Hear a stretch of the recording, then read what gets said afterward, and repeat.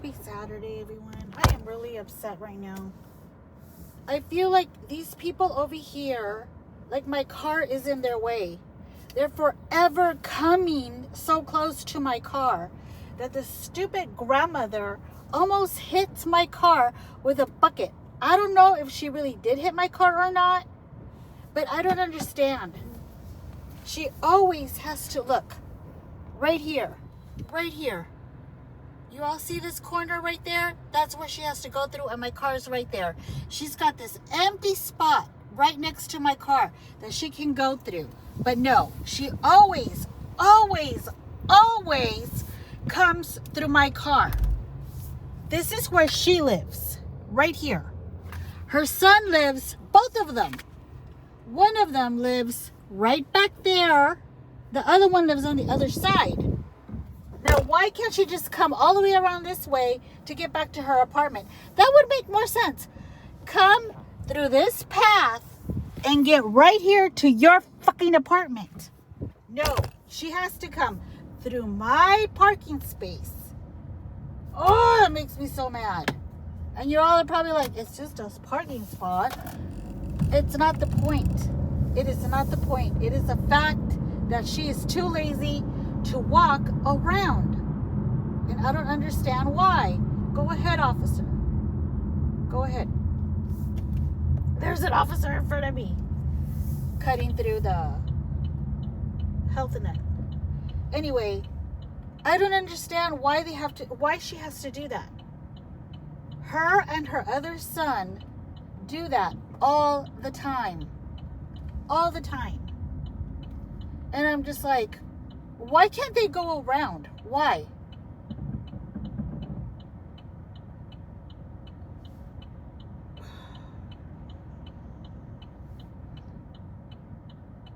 After this black car, hold on, you all.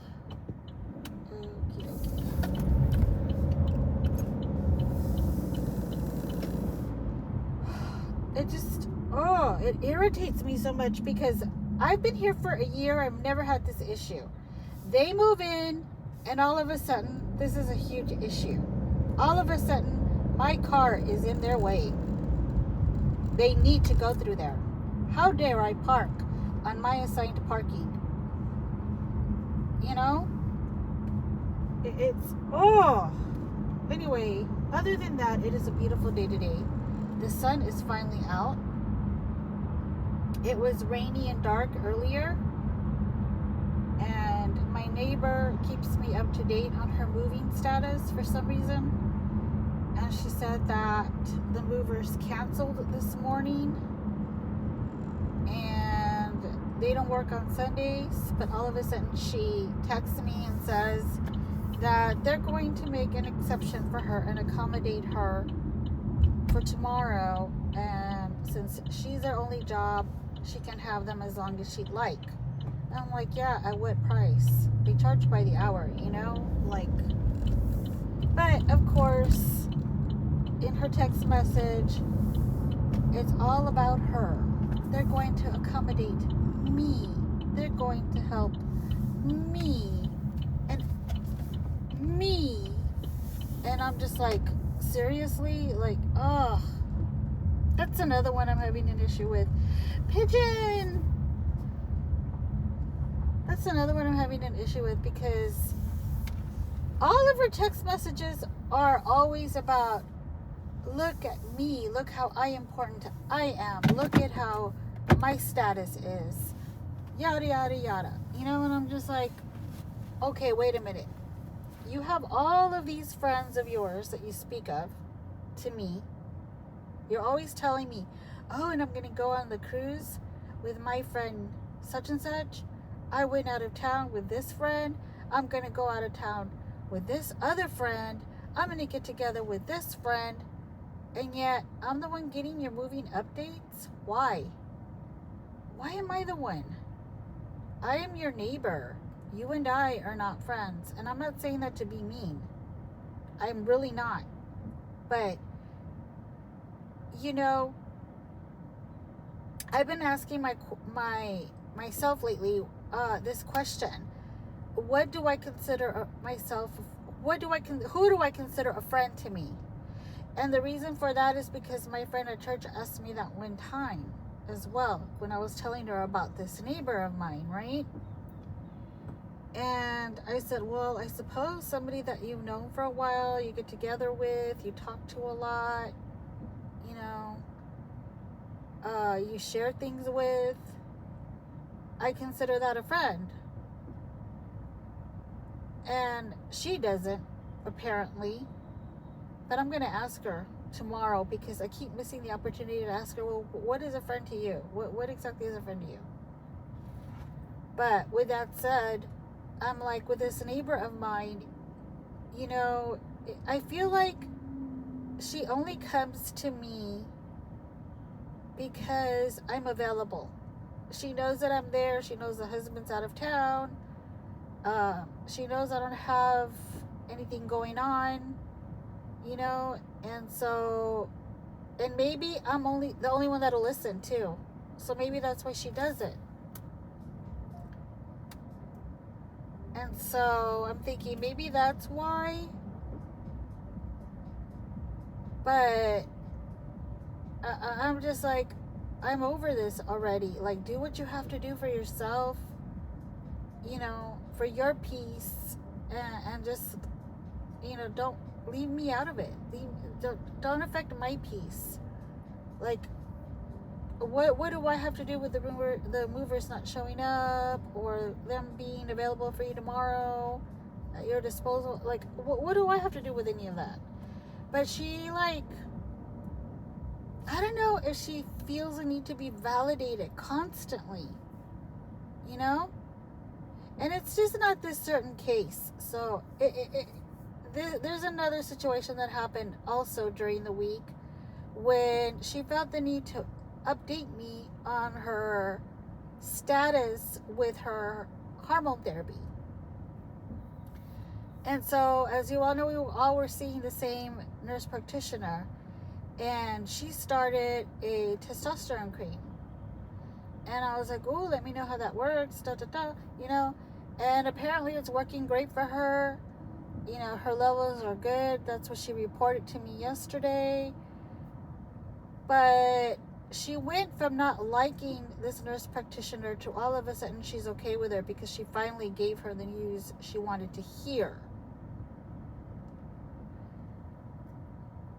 But here's the thing, you know, she started like basically arguing with me over text messages, telling me that testosterone is good, it's good for this, it's good for that, yada yada, and if it's bio something, that it's okay, it's not synthetic, so it's okay, it's not going to affect you like the synthetic kind. And I ChatGPT'd all that, and apparently she's wrong in her information. No matter what kind of hormone therapy you get, it's not good in the long run, especially testosterone. It affects your voice, hair loss, hair dryness, and other stuff. Like, it can actually affect your bones, I think, you know. But I mean, because I'm not a nurse, I can't really fight with her about it. But I would think that since she is a nurse, she would do more research on it, and not just take a nurse practitioner's word for it. Basically, what I've come down to is, if they're telling her what she wants to hear, she's okay with it. She's content. I don't want to be told what I want to hear. I want to be told the truth. So I finally decided, you know, if that's working for her, great. I'm not getting testosterone injections anymore.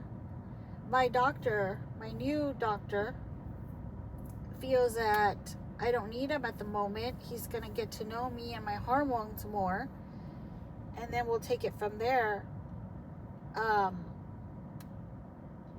But I'm more concerned about my health than I am about her trying to keep up with hers and how she feels about it. And that's another thing, feels. That's a very important word. because with her, I've noticed it's more of emotional validation and not physical. With me, it is physical validation, not emotional. And I seek physical validation with whoever I see. I do go to therapy. I go to counseling, right? Now, even then, I still don't go by my emotions. Anytime I leave, there's something either that I did like or didn't like. Do I feel good about this session? Do I feel I need to keep going? Do I need to go next week again? Can I cancel next week's session? Because I go weekly now. I used to go every 2 weeks, and now I go weekly. However, this month, everything's been thrown off, so I haven't been going every week. But how do I feel overall physically? Not just mentally, but how do I feel overall physically about these sessions? And it's even more important to me when I'm seeing a doctor or a nurse practitioner or a PA or a specialist on how I felt physically from that appointment, not emotionally. Don't tell me what I want to hear to make me feel good so that I can keep going back. Tell me the truth.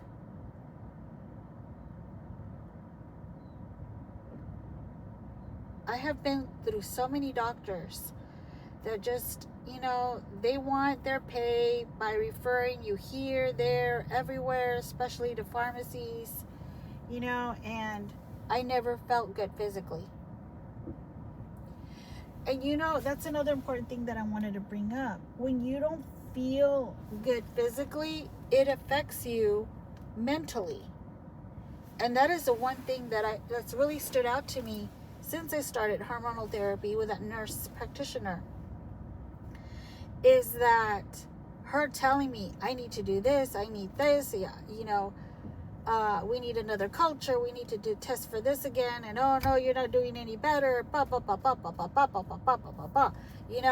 and that starts to affect you mentally. That was affecting me mentally. I was there every week hearing the same crap from this lady over and over again. It was never any good news.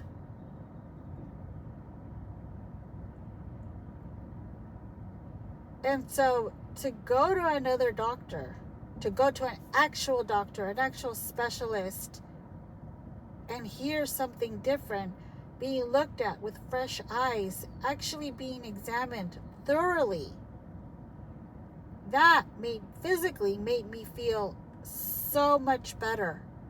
And mentally, my attitude changed just like that. I started to become hopeful. That's what I look for. And that's what I look for in friendships also. Because let's face it, some friendships can be very draining. Some people just like to transfer all their negativity onto you because you allow them. And they'll keep doing it and what is that? Going through your boundaries, testing your boundaries, just to see how far they can get with you, because you're the only one that'll listen. And it starts to affect you physically. Whenever you're around a friend, they should make you feel good physically and mentally. Neighbors, that's another story for another time. But thank you for listening. Love you all. Bye.